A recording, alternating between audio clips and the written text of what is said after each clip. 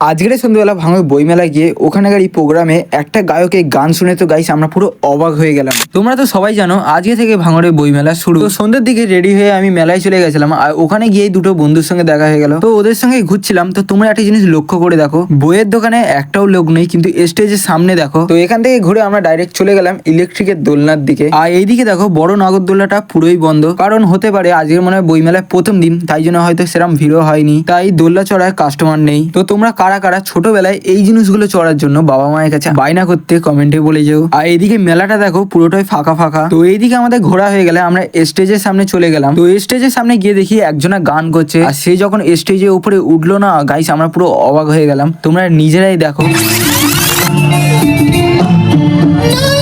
তোমার ব্যাপারটাই অন্য।